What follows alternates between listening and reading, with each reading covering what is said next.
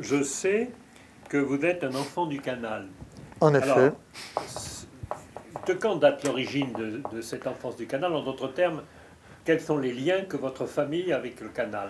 Alors, moi je suis né en 1940, donc pour bien situer les choses, on y reviendra, donc tout à fait à l'orée de la guerre, dans une période évidemment de grande crise parmi les Français du canal, comme vous l'imaginez. Je suis né en Égypte, je suis né à Port Youfik, donc faubourg de Suez, et mon père et ma mère étaient tous les deux Français, nés eux-mêmes en Égypte, deux parents eux-mêmes nés en Égypte. Ah bon? C'est donc une très vieille famille du canal on n'a pas malheureusement, on n'avait pas la mentalité, disons, généalogie familiale, mais enfin, on voit à peu près que des deux côtés, donc mon père Nicoulot et ma mère Barbé, sont des gens qui sont venus à peu près à l'époque du creusement du canal.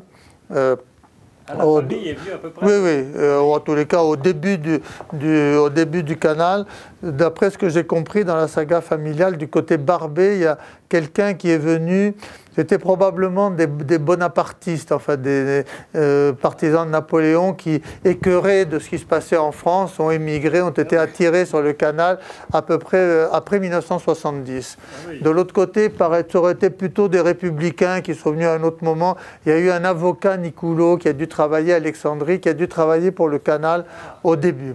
Alors ça, c'est le côté français. Mais, il faut bien le dire, c'est des familles évidemment mixtes, parce que si on prend mon père était, donc son propre père était français, Horace Nicoulot, c'est des noms assez républicains d'ailleurs, c'est assez amusant, on voit bien,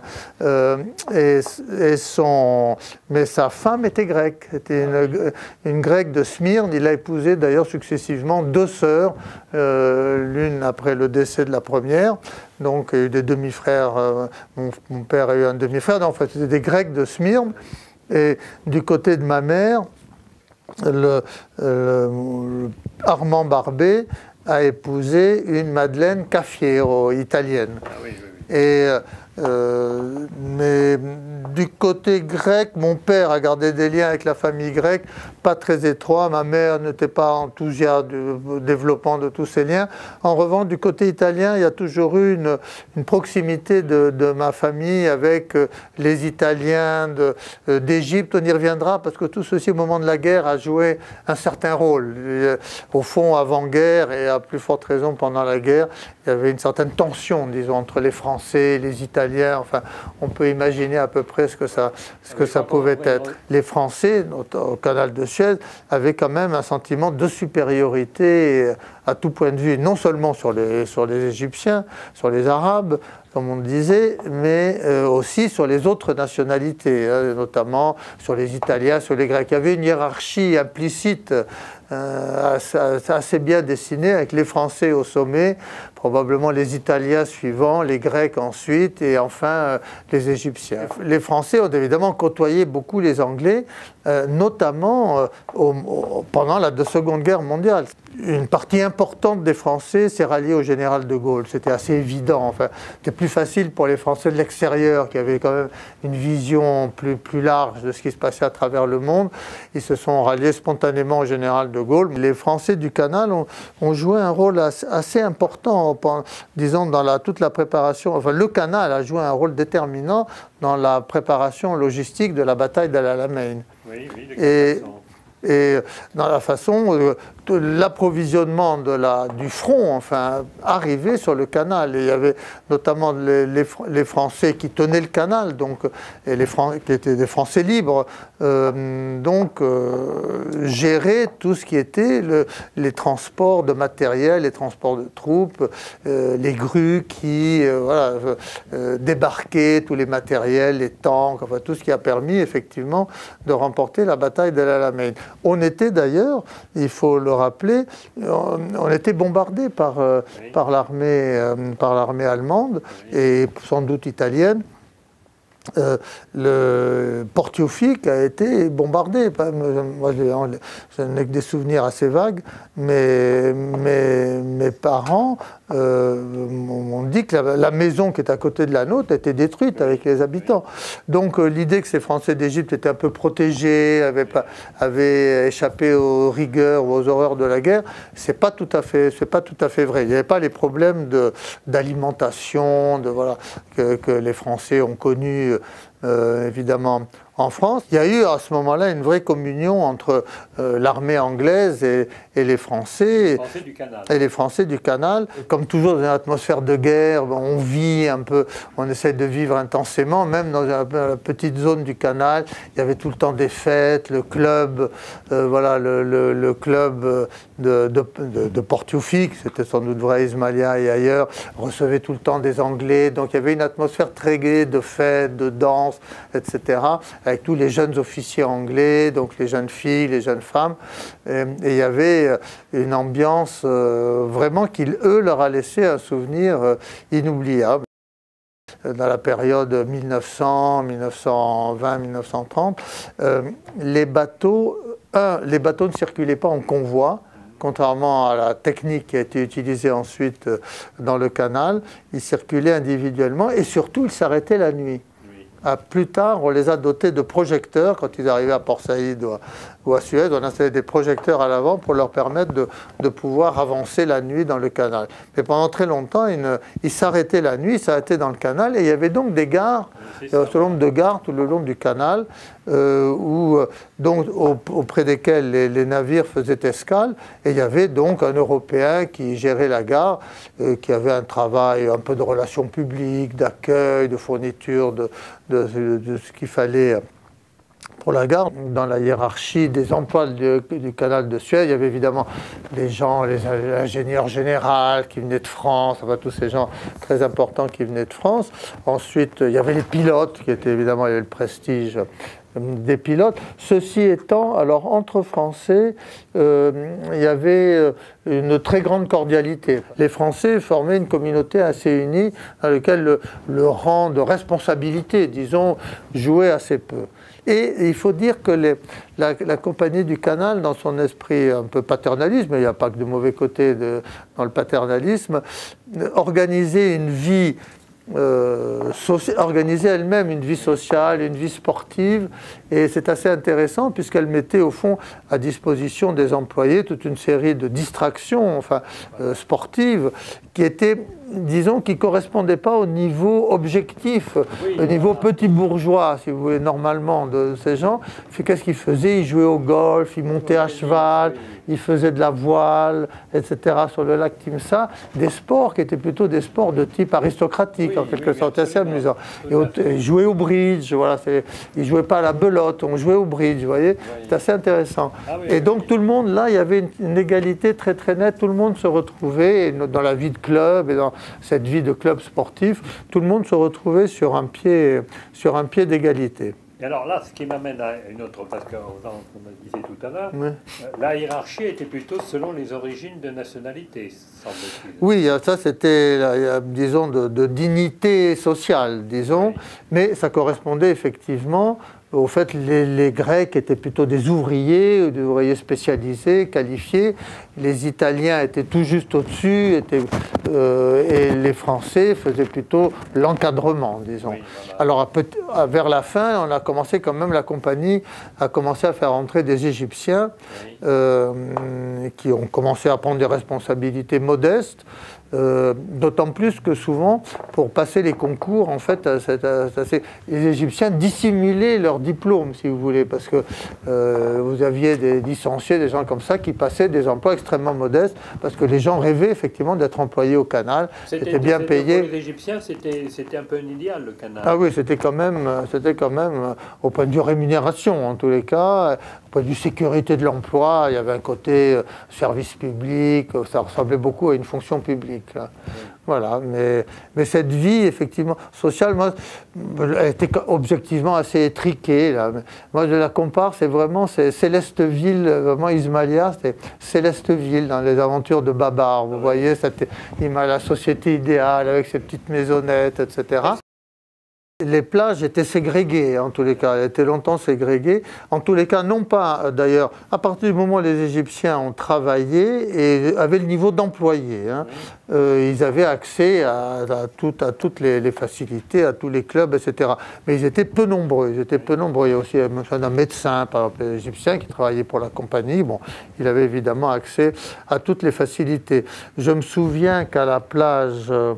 Oui, à la plage d'Ismaïlia, en revanche, il y avait une grille qui séparait ce qu'on appelait la plage des enfants et qui s'appelle toujours la plage des enfants. Je suis retourné en Égypte il y a 2 ou 3 années, plus longtemps, une dizaine d'années. Et je me souviens à Ismaïlia, je voulais aller à la plage des enfants. Et les Égyptiens de la rue m'ont dit « Ah oui, la plage des enfants, c'était comme ça, c'était la plage des enfants ». C'était passé dans le vocabulaire. La plage des enfants était réservée. En fait, était réservé donc au personnel de la compagnie. Il y avait une grille, parce que le sable continuait, il y avait une grille pour séparer du tout venant, qui était la population égyptienne, qui n'avait pas de lien avec le canal, mais qui venait se baigner. C'était un peu cette vie coloniale, enfin, où la vie se passait au soleil, donc beaucoup de sport, beaucoup de plages, beaucoup de jeux d'extérieur, la voile, etc. Les jeunes gens et les jeunes filles se rencontraient, en effet, beaucoup au club de voile et beaucoup sur la plage. C'était vraiment les 2 endroits de rencontre et de mixité, avec des sorties à la voile, des pique-niques, des parties de pêche. On voit très bien comment tout ceci pouvait s'enchaîner. Moi, je garde un très bon souvenir de tout cela, parce qu'en fait, j'étais une génération creuse. J'étais étant né en 40, et donc ce qu'il faut dire, c'est que moi je suis parti en France à l'âge de 10 ans, on y reviendra. Je suis revenu bien entendu à toutes les vacances d'été, mais quand je revenais aux vacances d'été, il n'y avait pas de jeunes filles de mon âge. Je suis parti à 16 ans d'Égypte, hein, donc à 14, 15, 16 ans, c'est l'âge où on y revient. Elles étaient toutes soit nettement plus âgées, soit nettement plus jeunes. Comment est-ce que la population, le monde du canal, a senti ou non l'évolution? Est-ce qu'elle l'a senti? Elle a senti d'abord avec le retrait des Anglais. Là, on a senti que ça tournait quand même une page avec l'arrivée de Neguib, puis l'arrivée de Nasser. On a senti que le sol commençait à se dérober. Là, les gens ont commencé à s'inquiéter. Les gens de la compagnie à Paris ont quand même beaucoup poussé à l'expédition. Hein. Ça, c'est tout à fait clair. Hein. Ça, historiquement, ils ont quand même bourré le crâne, enfin, de pauvre Guy Mollet, de Pinault, Georges Picot. Enfin, tout cela, c'est vrai. Là. Ils arrosaient la presse française. Vous vous souvenez que Libération avait publié en première page le chèque reçu de la Compagnie du Canal, enfin, etc. Bon, il y a eu vraiment une campagne de lobbying, on n'utilisait pas encore le mot à l'époque, mais assez intense, pour demander aux Français, en tous les cas, d'être fermes, et aussi la légende que le canal ne pourrait pas fonctionner sans les Européens, si vous voulez. Ah oui, alors cette légende... Sans les pilotes. En fait, le travail des pilotes, à moins, enfin, par temps normal, s'il n'y avait pas des vents très forts qui balayaient le canal ou qui faisaient drosser les bateaux, à une vitesse modérée, les navires avançaient tout seuls dans le canal. Le pilote pouvait s'installer dans sa cabine et lire son journal. Le fait même de l'étroitesse des rives et du renvoi de la vague, si vous voulez, créée par l'avancement du navire, ayant tendance à maintenir le navire au milieu du canal. Donc c'est vraiment pas très compliqué de faire traverser un navire, faire traverser plutôt le canal à un navire. Et alors cette légende qui avait été créée par la Compagnie du Canal à Paris, selon laquelle les pilotes étaient indispensables, et le jour où les pilotes partiraient, tout s'arrêterait. D'ailleurs, la compagnie a rapatrié ses pilotes. Oui, 3 jours après, la navigation, il avait fait venir des pilotes russes qui sont tout de suite adaptés. Et en 3 jours après, ils ont pris des pilotes, ils ont formé des pilotes égyptiens. C'était vraiment l'enfance de l'art et tout s'est très bien passé par la suite. On peut revenir de façon très précise, bon, ça c'est tout à fait intéressant, cette période de 56. Donc vous êtes revenu en vacances, oui. Puisque vous avez à ce moment-là 16 ans, oui, si je me compte en bien. effet.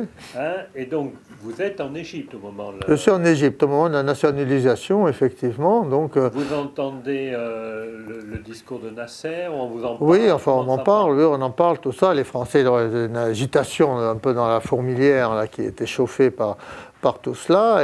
Et de fait, c'est vrai qu'au fond, Nasser a été très correct, puisqu'il a, malgré l'attaque, malgré l'invasion, etc., il a payé rubis sur l'ongle les actionnaires au prix de l'action la veille de la nationalisation. Et les Égyptiens ont été vraiment extrêmement corrects.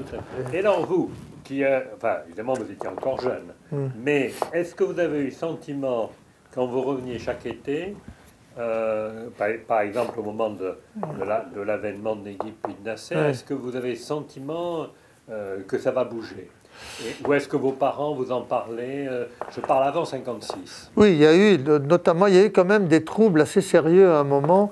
C'est aisément documentable, moi je vais pas les... mais en 51, 52, où il y a eu des soulèvements égyptiens contre la présence anglaise. Oui, voilà, et dans les rues d'Ismaïlia, il y a eu des échauffourées dures, enfin, avec des morts, les Anglais ont tiré, la police égyptienne a été prise entre les deux, je sais pas, je crois qu'elle s'est mise du côté des insurgés contre les Anglais, enfin, et il y a eu, les scènes se déroulaient à quelques centaines de mètres de l'endroit où nous habitions. Donc il y avait une atmosphère quand même un peu dramatique. Ça je m'en souviens tout à fait. Ça, je m'en souviens tout à fait, avec des correspondants d'agences de presse venant du monde entier. Je me souviens d'un type qui s'appelait Marcus, qui était le correspondant de l'AFP, qui sirotait des whisky les uns après les autres au bar du club. Voilà, c'était... et qui se faisait raconter les événements par les autres. Enfin, voilà, c'était...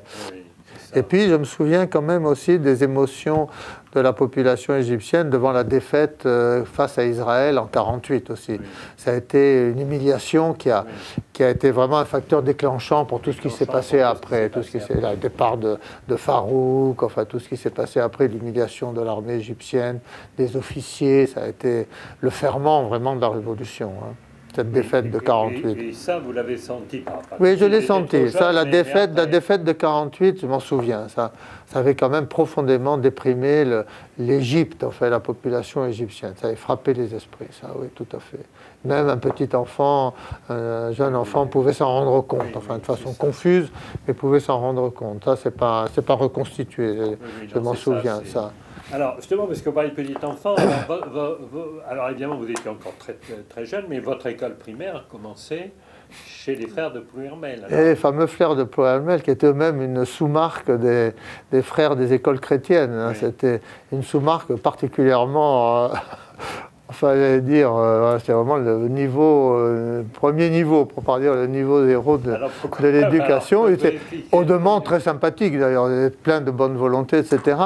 C'était une façon aussi, pour la compagnie, de conserver sous leur coupe, si vous voulez, un peu les gens, de pas trop introduire l'esprit des Lumières dans ce monde confiné. Donc c'est pour ça les frères de Plouermel, c'était parfait.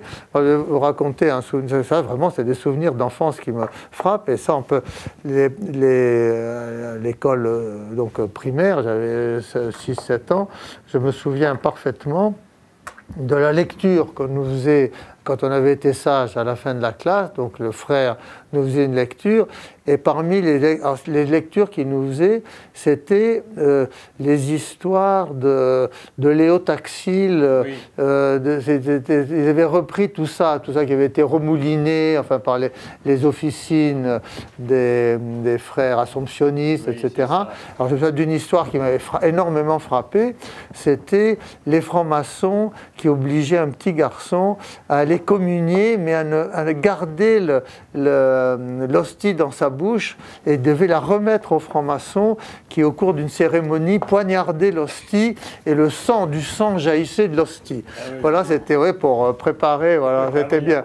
Voilà, ça me mettait dans l'ambiance. Et alors, je me souviens aussi d'une autre histoire qui faisait partie du stock de l'époque des écoles religieuses, que j'ai retrouvé après cité, et dont je me souviens parfaitement, c'était l'histoire de Voltaire, qui à la fin de sa vie, pour être puni par Dieu, quand il, sur son lit de mort, dévore ses propres excréments. Ah oui. Ouais, je ne sais pas si ça vous dit quelque chose, mais ça faisait vraiment... ça s'est retrouvé ensuite dans les écoles religieuses. Enfin, c'était une histoire qui circulait, voilà, dans les familles pieuses, etc. Voilà. Et alors, alors, il y avait ces choses qui m'ont énormément frappé, Et puis alors, je crois que vous m'avez dit que vous étiez avec Claude François, non? Alors oui, c'est la seule chose qui impressionne les gens quand au café, quand, je sais pas que j'ai fait l'ENA ou j'étais ambassadeur, c'est que quand je leur dis que j'étais en classe avec Claude François, ça les impressionne énormément.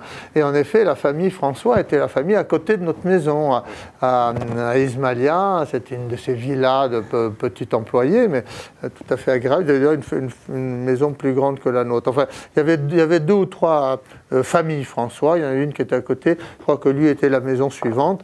Voilà. Et donc, moi, je me souviens de Claude François, effectivement, en classe, à la fête de l'école, à la fin de l'année, il jouait du violon. Ouais, c'est le premier instrument qu'il a joué, c'était du violon. Il jouait d'ailleurs assez mal, mais ça fait rien. Je me souviens de lui, un peu crin-crin, comme ça, souvent un petit air sur le violon. Voilà, c'est le souvenir le plus fort que je garde. Après, on ne s'est plus jamais revu. Hein. Mais alors, vous avez compris que c'était Claude François après coup, parce que sur le coup, c'était un gamin qui jouait du violon. Oui, mais enfin non, mais parce que c'était un souvenir, c'était des gens, on ne les fréquentait pas. On ne peut pas dire qu'on les fréquentait. Je pense qu'ils étaient nettement plus modestes, plus modestes. On aurait pu les fréquenter. D'ailleurs, enfin, on les snobait pas, mais enfin, on ne les croisait pas dans au club ou ce genre de choses. C'était pas leur monde, mais on savait ce qu'ils devenaient. On se croisait, on se parlait, et quand il a commencé à émerger, tout de suite, enfin, on savait que c'était lui. Enfin, tout jeune, quand il a commencé à devenir un petit peu célèbre. Il y a eu une autre célébrité, mais dont on parle moins, mais c'est les gens qui se souviennent des années 60. Lui, c'était Fernand Legros. Je ne sais pas si ça vous dit quelque chose. Fernand Legros était un Français d'Égypte, donc ses parents étaient en Égypte. Et il est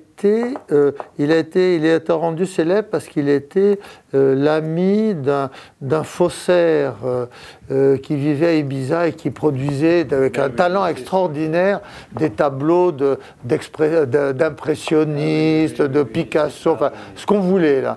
Et ça a été un scandale immense et ce Fernand Legros, donc a été pris dans la tourmente. Il était homosexuel, il était danseur. En fait, il a commencé comme danseur d'opéra, enfin, danseur classique. Puis ensuite, il a développé les relations qu'on peut imaginer. On lui prêtait le fait d'avoir été l'ami d'Aga Marshall, qui était lui-même un homosexuel distingué. Et voilà, mais il a fait fortune donc dans l'escroquerie. Ça a fait l'objet d'un procès retentissant à l'époque. Il était aussi au Canal, non? Il était au Canal, c'était un enfant du Canal. C'était aussi un enfant du Canal. C'était un enfant du Canal. Voilà les enfants du Canal célèbres. Oui. Voilà. Est-ce que c'est un phénomène courant que les familles du Canal mettent leurs enfants en France? Est-ce que c'est Il y en avait quelques-uns. Moi, par exemple, à l'école des frères Davon, je me suis retrouvé avec 2 ou 3 enfants du Canal. Alors c'est parce que les familles s'étaient concertées pour... Oui, enfin, il y avait des réputations, il y avait du bouche à oreille, on cherchait les bons établissements, les établissements sûrs, et donc c'est peut-être moi qui ai lancé le mouvement, mais il y a eu 2 ou 3 familles. Je vois la famille Landrieux, un enfant Landrieux, il y en a eu encore 1 ou 2 qui sont venus là.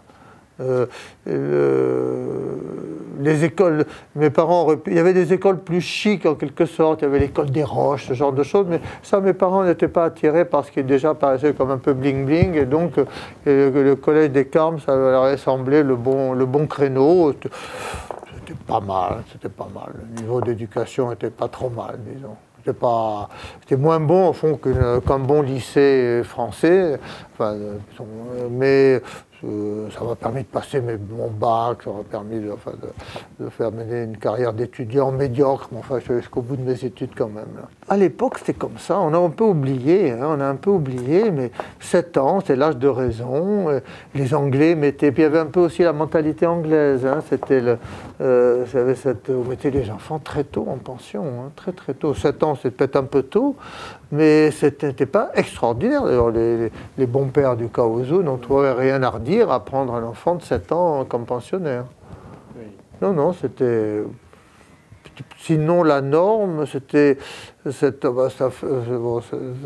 phénomène sociologique assez connu qui a disparu maintenant, mais l'éloignement des enfants par la mise en pension, c'est un phénomène très anglais, mais qui s'était répandu dans certaines couches de la société française, et notamment avec l'influence anglaise qu'on subissait quand même beaucoup en Égypte. Est-ce que justement, de ce point de vue-là, la Seconde Guerre mondiale a augmenté cette influence anglaise dans l'ensemble du canal? Vous avez l'air d'évoquer tout à l'heure ce problème. Oui, oui, ça a certainement pénétré, en effet, oui, l'ensemble de la vie du canal, tant plus qu'il y avait même des garnisons. Hein. Moi, je me souviens, par exemple, des cérémonies, enfin, comment ils appellent ça? Pas jamboree, mais enfin, des espèces de... zut alors. Enfin, de fêtes où les gens, des défilés, les gens en moto font des acrobaties, enfin, voilà, des espèces que les Anglais faisaient très bien, je me souviens très bien de cela. Et nous y allions très régulièrement. Je me souviens aussi, alors ça, vraiment, dans une toute petite enfance, je me souviens en 1945, je me souviens de la fête organisée, je étais à Port-Fouad ou à Port-Théophile. Enfin, en face de nous, il y avait un stade, et dans ce stade, les Anglais avaient organisé une fête, effectivement, et je me souviens des soldats anglais. Ils avaient fait une comédie, enfin une espèce de mascarade de clown, où il y avait un taureau en carton qui représentait Hitler. Avec une grande croix gammée sur le derrière. Voilà, pour un enfant, ça m'avait quand même beaucoup frappé. Et donc, les clowns anglais, enfin les soldats anglais déguisés en clowns, jouaient au torero avec ce taureau. Et alors, là, vous avez eu l'air d'avoir donc de très bonnes relations avec le docteur que nous avons rencontré tout à l'heure. Et comment ça s'est fait? C'est après coup alors? Ou c'est parce que déjà votre famille le connaissait? Oui, c'était des familles, on était quand même très très liés. C'était, comme je dis, c'était un peu Célesteville. Hein. Moi je les vois, ils habitaient à 300 mètres de chez nous. Et on faisait des balades en auto, à travers surtout mon frère, donc, parce que ma sœur s'est mariée très tôt. Mais c'était autour de mon frère, donc se nouait énormément d'amitié, jeunes gens, jeunes filles, etc. Il y avait une communauté comme ça, des jeunes, des bandes de jeunes, disons, mais gentils. Enfin, tout ça se passait tout à fait gentiment. Et bien qu'étant un peu jeune, c'est ce que je vous disais, j'étais quand même incorporé dans tout cela. Donc ça fait vraiment partie de mon enfance et de ma première adolescence. Oui. Les gens lisaient peu dans cette vie, voilà, un peu facile. C'était plutôt sportif cette vie. Oui, c'est une vie physique, c'était pas une vie intellectuelle. Il y avait des conférences, de temps en temps, le club à Ismaïlia organisait la venue de Alfred Cortot, était venu jouer. Il y avait une autre activité dont on n'a pas parlé, mais sociale, c'était les balles. Hein. Il y avait le bal de l'ingénieur général, le bal de M. Blanquet, je me souviens très bien de cela, qui étaient quand même des choses importantes. Comment est-ce que vous voyez le reste, l'Égypte et tout, quand vous êtes c'est un monde qui est de l'autre côté d'une barrière invisible, mais il y a Ismaïlia, il y a le quartier européen, si vous voulez, mais qui est pour nous Ismaïlia, on ne dit pas le quartier européen, et à côté d'Ismaïlia, il y a ce qu'on appelle le village arabe, qui est en fait la ville, voilà, c'est le village arabe dans lequel on ne va pratiquement jamais, Ça, c'est un monde, moi, je n'ai pas d'image précise de ce qu'était le village arabe. Je me souviens vaguement de la gare, de quelques points comme cela, mais ça reste vraiment extrêmement indistinct dans mon esprit.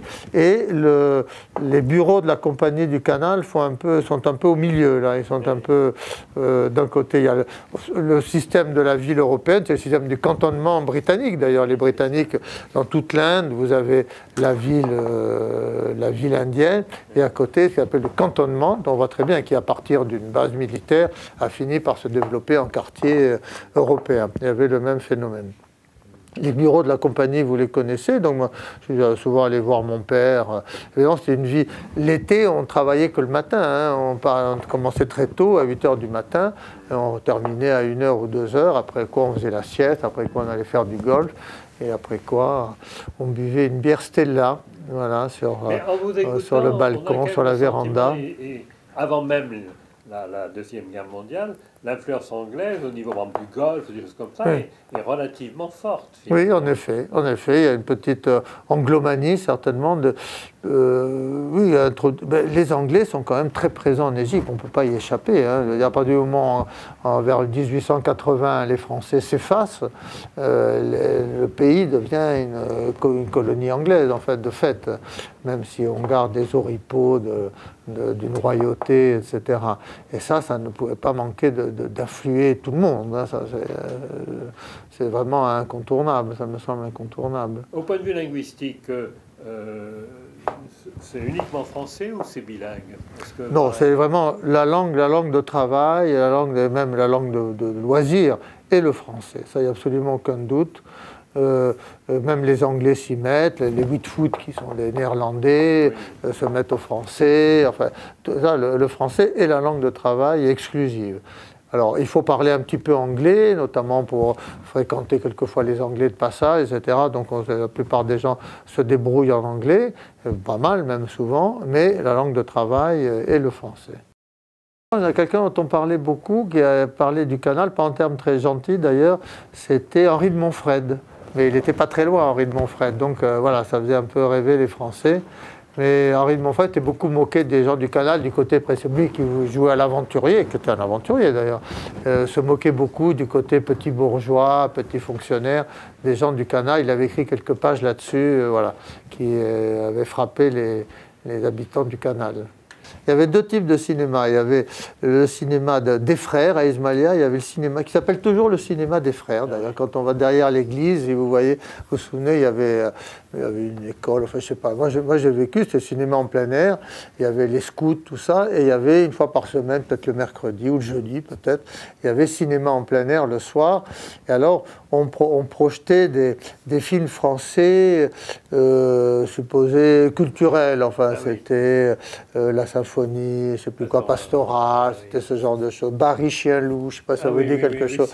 Vous voyez cette époque, là, pas des policiers ou des choses, pas des films noirs, mais enfin des films censés éveiller voilà, les sensibilités dans le bon sens. Il y avait ça. Puis il y avait tout simplement les cinémas commerciaux qui étaient, ou alors on passait pour l'essentiel des films parfois anglais, mais surtout américains. Surtout américains. On voyait tous les films américains d'Hollywood, tous les dessins animés, moi, je me souviens très très bien, tout ce qu'on a vu à l'époque, tous les comiques de l'époque, voilà, on les voyait au cinéma. C'était très agréable. C'était le cinéma en plein air à Ismaïlia, parce que c'était des tables. On avait des tables, on avait la bière, on avait les cacahuètes, là, on avait le cinéma. Il y avait le film en anglais, avec des sous-titres en arabe et en français, quelquefois en italien, ce qui mangeait à peu près la moitié de l'écran, mais ça fait rien. Est-ce qu'après, mais vous l'avez dit un peu au début, il n'y a pas trop de nostalgie, est-ce qu'après il y a un souvenir du canal de Suez?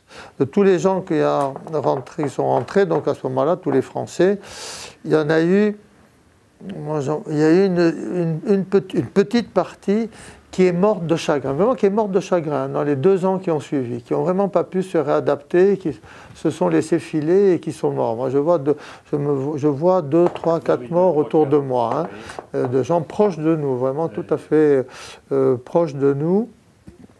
Et les autres, alors il y a ceux qui se sont réadaptés tout en gardant une nostalgie intense. Hein, je ne dis pas ça pour les critiquer, parce que je suis sûr qu'ils ne se font pas tous comme ça, mais bon, un peu genre pieds noirs, vous voyez, réunion de pieds noirs, etc. Et vous-même, vous avez eu l'occasion, vous êtes évidemment revenu en Égypte, mais vous êtes revenu sur les lieux de votre enfance? Je suis retourné, là encore, par curiosité, c'était pas un but de ma vie, mais comme je suis retourné en Égypte, comme je suis allé finalement voir, moi, la Haute-Égypte, j'ai vu enfin Luxor, le musée du Caire et autres, j'ai pu enfin voir tout cela et m'émerveiller devant tout cela. Et j'ai fait une ou 2 escapades, en effet. Une fois d'ailleurs avec ma sœur, j'ai fait 2 escapades. Une fois, je suis allé à Ismaïlia, où j'ai revu la maison dans laquelle nous avions vécu, qui était occupée par une famille égyptienne, qui nous a d'ailleurs très gentiment fait entrer, fait visiter la maison. J'ai retrouvé donc ces maisons classiques à véranda. C'était une maison à un seul étage, à véranda, avec un jardin derrière, avec 3 magnifiques manguiers qui nous a nourris pendant qui nous ont nourris pendant toute notre enfance. Ça, c'était très agréable. J'ai revu la plage des enfants, j'ai revu le club de cheval, le club de voile. Ça m'amusait de voir tous ces endroits-là, mais j'ai pas versé une larme, hein, Oui, vous voilà, inquiétez pas. J'ai vu l'hôpital aussi d'Ismaïlia qui se trouvait un peu à l'entrée d'Ismaïlia. Oui. En début d'entretien, vous avez parlé des frères de Plohermel, de leur niveau d'éducation qui n'était pas exceptionnel, et du fait qu'ils ne semblaient pas pousser les enfants à faire des études. Est-ce que vous pouvez nous développer ça? Parce qu'on a eu des témoignages du côté égyptien qui, au contraire, avaient été... Plus positif, enfin. Oui. Ben, probablement que c'était quand même toute question de par rapport à ce qu'ils pouvaient trouver à l'école égyptienne, c'était quand même pas mal. L'école des frères, ils apprenaient le français, c'était quand même un facteur d'ascension sociale. Alors les jeunes Français qui restaient dans la zone du canal, qui n'étaient pas mis en pension, allaient en général au Caire ou à Alexandrie. Il y avait Coronfiche, il y avait Saint-Marc à Alexandrie, des écoles peut-être pas de jésuites, enfin des ordres religieux.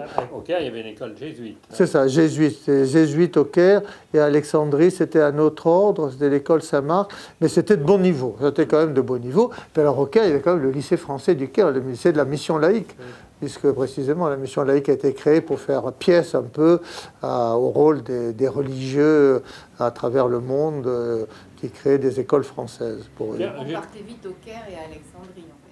Oui, les gens. Oui, c'est là où les gens allaient. Ils ne restaient pas sur le cadre. La rivalité avec les frères est ancienne. Moi, j'étais élève de Kaouzou. Ah, très bien. Je n'ai rencontré un élève des frères. Ah oui, c'est ça. Oui, en effet. Oui, ça n'existait pas. Alors, aussi, ça vient que dire Christine. À votre niveau, il y avait des élèves égyptiens, quand vous vous rappelez, là, quand vous étiez dans les écoles primaires? Peut-être, pas beaucoup. Oui. Pas beaucoup. Hein. S'il y en avait pas beaucoup. Non, je n'en vois pas. Enfin, j'ai pas eu d'amis. Moi, j'ai pas eu, il faut bien le dire, je n'ai pas eu d'amis de mon âge égyptien. Enfin, j'ai pas joué, je me vois pas jouant avec des Égyptiens. Nous ont parlé plus largement du mélange, pas simplement des nationalités, mais aussi des religions. Qu'il y avait des juifs à côté des chrétiens, des juifs, des musulmans. Sans doute, oui, des orthodoxes, j'ai entendu, avec les Grecs, hein. Bien sûr, oui. Mais là encore, il y avait une hiérarchie implicite dans les religions. La messe, quand même, à l'église Saint-François de Sales, si je me souviens bien, à Ismaïlia, c'était quand même la cérémonie de référence, si vous voulez, à laquelle on se devait d'aller. Je me souviens, alors, c'est intéressant, je me souviens pendant une messe de minuit ou quelque chose, une messe du soir, probablement une messe de minuit, où avait été invité un officier égyptien qui avait pris la parole. Ça avait beaucoup choqué les gens. Pendant la cérémonie, pendant la messe, avait interrompu pendant la messe pour prendre la parole, probablement faire une harangue en faveur de l'indépendance de l'Égypte. Ah oui, c'était l'officier était invité, c'était probablement l'officier envoyé par le gouverneur d'Ismaïlia, etc. Et probablement ça, c'était donc quand vous étiez. C'était probablement. Oui, c'était. Non, ça a dû se passer, ça. Je le vois, je dis messe de minuit parce que je le vois le soir, ça. Mais normalement, ça aurait dû se passer autour de la nationalisation. Enfin voilà, c'est un souvenir assez vague. Et ce dont je me souviens, cet officier égyptien, invité comme invité d'honneur, assis au premier rang, tout à coup se levant et haranguant la foule. Voilà, ça avait beaucoup choqué les gens à l'époque. Il dit de quoi il se mêle, comment ose-t-il interrompre la messe, etc. etc. Quelle était votre nourriture? Les occidentales? Oui, alors, nous mangeons effectivement, c'était une nourriture quand même bien adaptée. Ma mère faisait attention à ne pas manger des choses trop... On ne mangeait pas de porc, on ne mangeait pas de saucisses, on ne mangeait pas ce genre de choses, non pas par obligation religieuse, mais simplement par point de vue santé, si vous voulez. Nous mangions finalement beaucoup de riz, beaucoup de viande grillée, les pâtes, pâtes. Ma mère faisait des currys aussi. Voilà, des genres de choses que nous mangeons. C'était une espèce de nourriture mixte. De temps en temps, on mangeait de la nourriture égyptienne, mais elle n'est pas extraordinaire. Elle mangeait des foules, le plat de foules, des choses de ce genre-là. Mais nous avions un cuisinier égyptien très gentil, qui était un Égyptien du Sinaï, d'ailleurs, qui était un bédouin, donc qui était sédentarisé. Et on avait évidemment toute une petite domestication, nous très petite, parce que mais on avait un repasseur égyptien qui venait toutes les semaines et qui repassait dans la buanderie, je le vois, parce que il soufflait pour humidifier les chemises ou les draps, etc. Il prenait l'eau dans sa bouche et il crachait l'eau dans sa bouche pour humidifier. Alors, ça, tout à fait normal, pas de problème.